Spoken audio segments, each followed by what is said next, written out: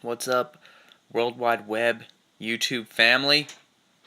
It's good to be back. It's been a few months since I posted anything, but I wanted to talk about where I am at, what I'm kind of going through and struggling through, what I've been learning, and just share some pretty cool insights, I think. So right now I'm going through some wicked caffeine withdrawal. I decided I was like, I don't need caffeine anymore. It just kind of zaps my energy. I love it, don't get me wrong, but I know too much about health, about the kidneys, your adrenal glands. I'm like, what am I doing with the caffeine? I can't substitute sleeping and eating right by taking stimulants. I have to start eating well, sleeping well, drinking enough water, and letting my body naturally tell me how much energy I have. I can't rely on stims. So that was a big decision. But the withdrawal, man, my kidneys, my kidneys hurt. It's like, I don't know if they're detoxing or what. I read a little bit about it, that caffeine might suppress some things going on in your body, and now my body's detoxing. I've just been like laid out. Um, it's hard to have any energy, but I'm feeling better. I just feel like I have the flu. And then continuing with the nofap thing, I relapsed after about a year of not watching porn. I was kind of kidding myself because I was still watching Instagram and Facebook, still getting the dopamine hits from the novelty of increased, just like the new images and stuff.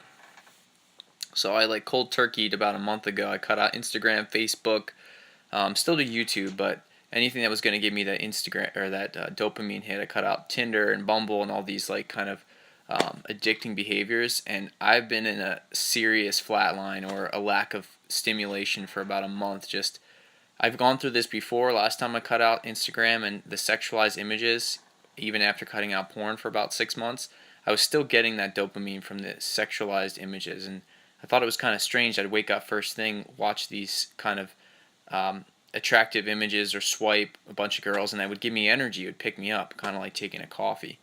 And as soon as I remove that stuff, I have really low energy. Well, the answer is like it was stimulating my brain and stimulating my mind.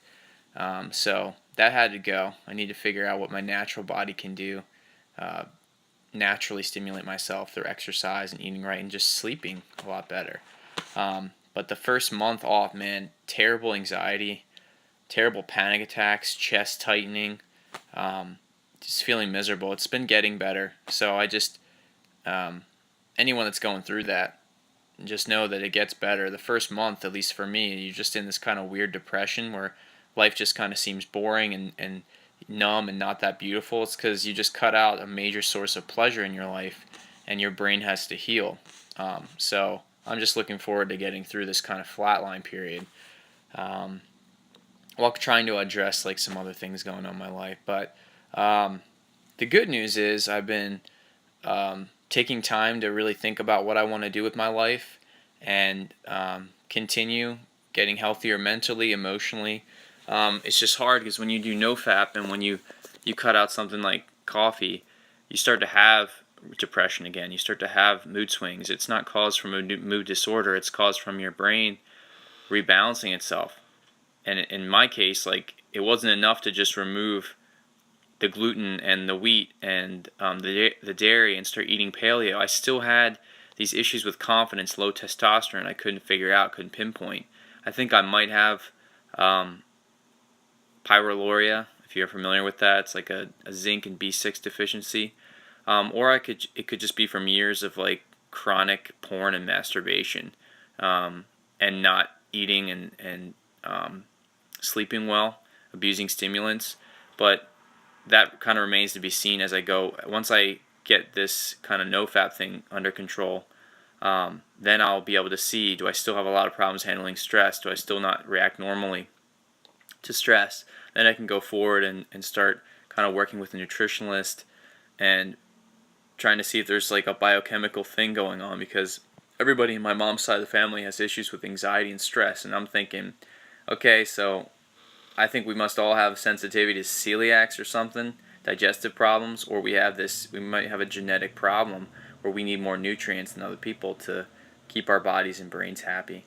So that's been interesting, but I guess my message for today would be like,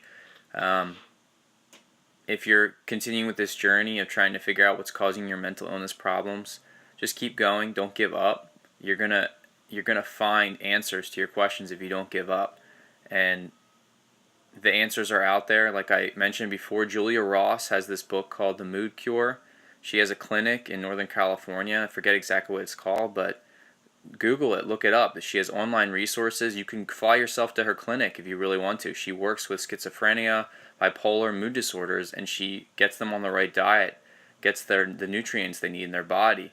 Um, and there's another lady named Trudy Scott. She's a book called The Anti-Anxiety Mood Solution. She studied with Julia Ross, and they both, I guess, studied from Carl Pfeiffer, who is the father of orthomolecular medicine, which is medicine through nutrients and vitamins and stuff. But really, ultimately, it's food. You need really good food, and you need the right nutrients so your body can function optimally.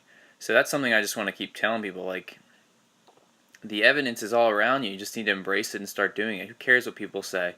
People will say you're crazy. They'll say that it won't work. Well, you have to figure that out for yourself, and you need to decide what you're going to do to take charge of your health.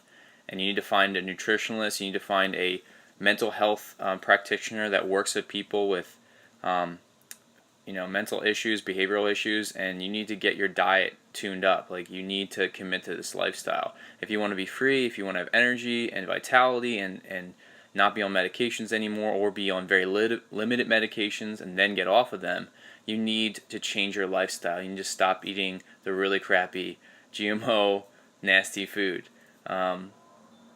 It's always